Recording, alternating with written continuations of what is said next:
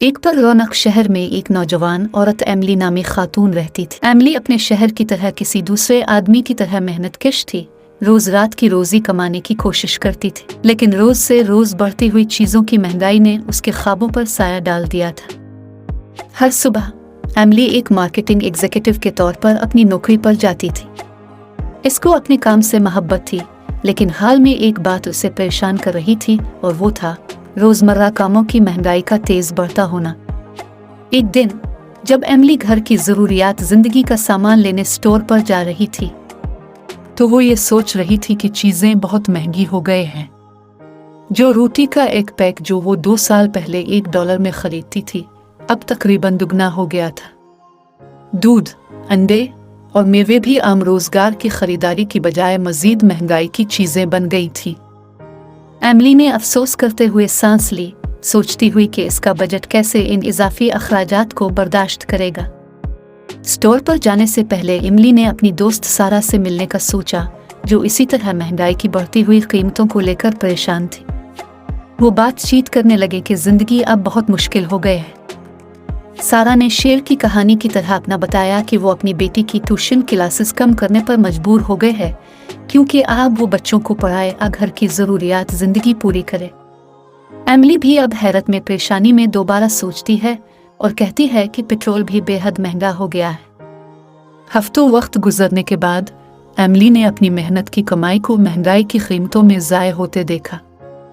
वो अब मकबूल ब्रांड्स की बजाय जनरल ब्रांड्स खरीदने लगी, बाहर खाने की बजाय अब घर खाना खाने लगी और रोजाना की गाड़ी की बजाय मोटरसाइकिल पर जाने का सोचने लगी।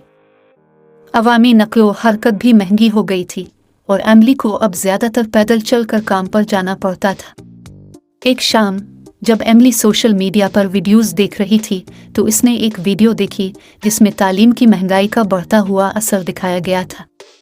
वो हैरान होती है कि मकामी यूनिवर्सिटी की फीसों में इंतहाई इजाफा हुआ है। हमेशा के लिए स्कूल जाने का था, लेकिन अब ये नामुमकिन सा लगता है। रोजमर्रा की चीजों की महंगाई और सेहत की अद्वियात भी महंगी हो गई थी। एमिली का सेहत की महंगाई भी एक मसला था। एमिली की ऐसी सेहत थी जिसके लिए बाकायदा दवाएं दरकार थी।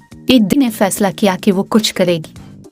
वो एक कम्युनिटी ग्रुप का हिस्सा बनी जो मुनसिफाना कीमतों और बेहतर अजूर की हिमायत करता है। इन्होंने एक साथ मुजाहिरे की तंजीम साजी की और मकामी सियासतदानों के साथ जुड़कर रोजमर्रा की जिंदगी की कीमतों के मसले का हल तलाश किया।